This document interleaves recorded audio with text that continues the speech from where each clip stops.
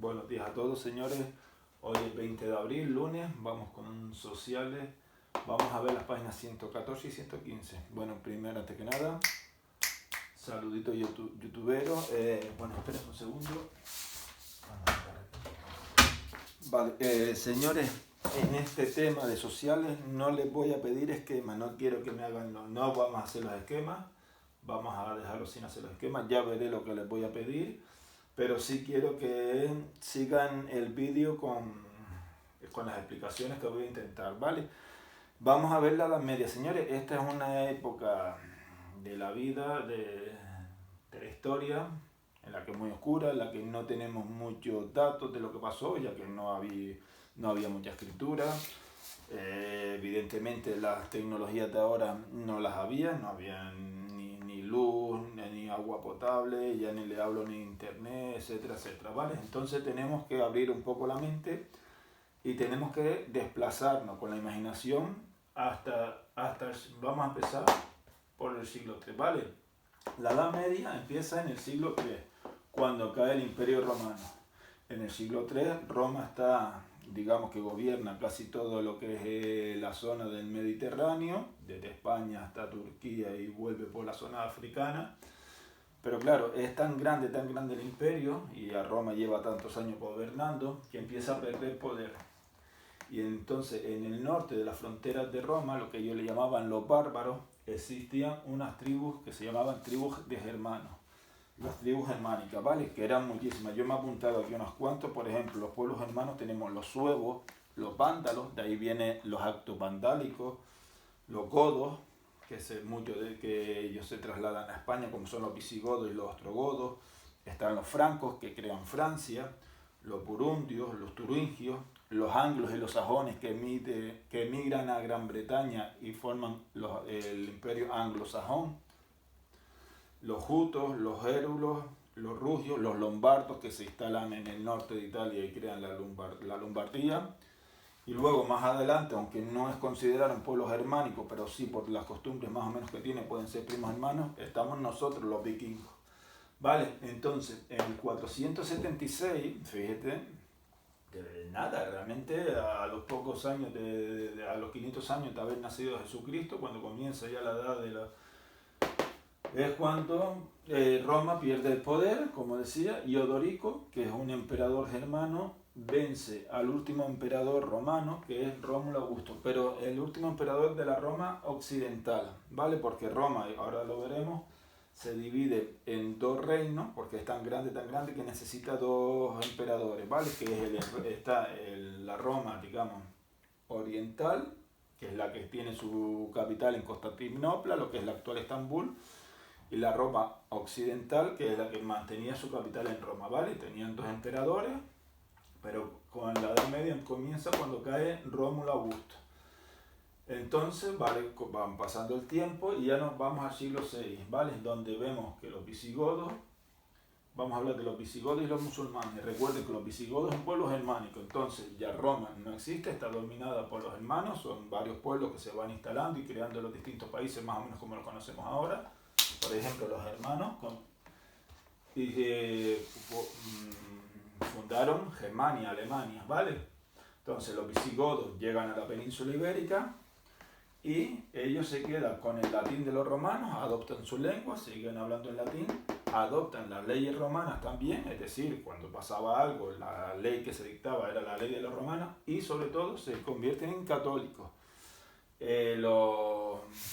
Las tribus germanas eran, digamos que eran, de las religiones no eran católicos, ¿cuál es la palabra? Eran... no me sale, bueno, como que creían en varios dioses, sobre todo relacionados con la naturaleza, con la lucha, con el poder. Eran politeístas, no creían en un solo dios, sino que creían en muchos dioses, ¿vale? Por ejemplo, los vikingos también tienen muchísimos dioses. Pues entonces, en el siglo XVI, los visigodos han entrado en la península ibérica, han quitado a los romanos que estaban antes en la península ibérica y se han instalado ellos. Pero en el 711, en el siglo VIII, llegan los musulmanes, ¿vale? Vienen por el norte de África y entran por el sur de la península y van conquistando. Y hay una batalla, que es la batalla del Guadalete. Fíjense que una vez les dije que Guad es una palabra árabe que significa agua, por lo tanto Guadalete va a ser de un río, y un río Guadalete. Pues en esta zona, en la zona del río Guadalete, llegan los musulmanes, tienen una pelea, una batalla contra los visigodos, ganan los musulmanes y conquistan lo que es la península ibérica y la convierten al Andaluz. Y al Andaluz, que ahora vamos a hablar de su historia, pasa por 4 fases, ¿vale? La primera fase es entre el siglo VIII y el siglo X, hablamos de los años 700 hasta el 900 más o menos, hasta el 1000, que es un emirato. Un emirato es como una provincia, ¿vale? Y es una provincia de Damasco, del califato de Damasco, que está en la zona de Persia. Después les enseñaré una serie de mapas para que vean de dónde viene, ¿vale?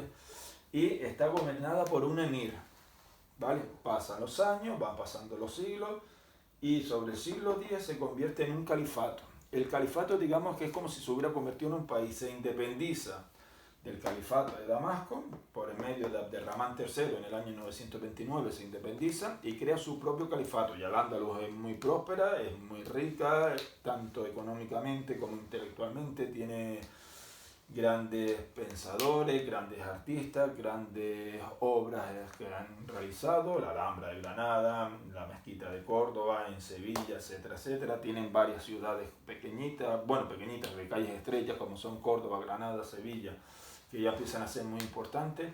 Es una época en la que, por ejemplo, los bárbaros no tienen su limpieza, deja mucho que sea, digamos que son gente guarreria, no se duchan mucho, etcétera, etcétera. Y vienen los árabes con toda su cultura, mucho más desarrollados culturalmente, incluso militarmente, intelectualmente. Tienen varios juegos como es el ajedrez, que después veremos. Y sobre todo tienen muchas zonas con baños, son muy limpios, les encanta el tema de la ducha, de bañarse, tienen los baños árabes, los famosos baños árabes, etcétera, etcétera. Vale, luego nos pasamos al siglo XI y XII. Al siglo XI y XII, en el que el califato se convierte en reino de taifa, es decir, empiezan a haber ya luchas internas dentro del califato, a pelearse mucho de las regiones, y al final muchas de esas regiones deciden convertirse en reino de taifa, que es lo que hacen, una división del Al-Ándalus, pero que hace estas divisiones, que entre ellos no se lleven bien, y lo aprovechan, digamos, los españoles que estaban en el norte de España, que es la única parte que no consigue dominar al Andaluz, y empiezan a guerrear contra los musulmanes. Y en una batalla que es las Navas de Tolosa consiguen derrotar al reino de Al-Ándalus, ¿vale? Bueno, los reinos de Taifa. Y por último, ya solamente queda el reino nazarí de Granada.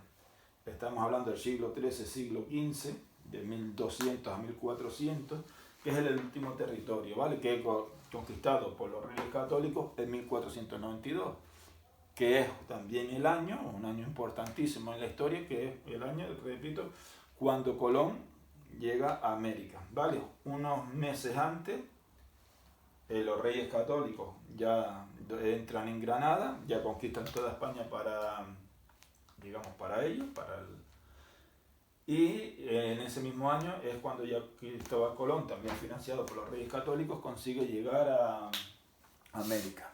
Vale, señores, he preparado una serie de imágenes aquí para las islas, explicando un poquito. Vale, primero vamos a abrir aquí. Esto es un mapa de la época de los romanos. Si se fijan, en esta parte azul vemos que existe el reino o el imperio romano del oeste, y aquí tenemos el imperio romano del este, ¿vale? Este sería el oriental y esto es la Roma occidental. Y también empiezan a aparecer una serie de reinos, el imperio persa, de aquí no llego a leerlo bien, están los hunos que vienen desde Mongolia, aquí estaría Galia, y aquí estaría los restos, digamos, de lo que no consiguen conquistar los romanos de España, ¿vale? Y también aquí tenemos el reino de Cartago. Vale, quitamos esta imagen. Esto, repito, es cómo estaba Roma. Luego vemos, a ver, vale, entonces vamos a ver cómo era, después de la caída del Imperio Romano, cómo se ha dividido.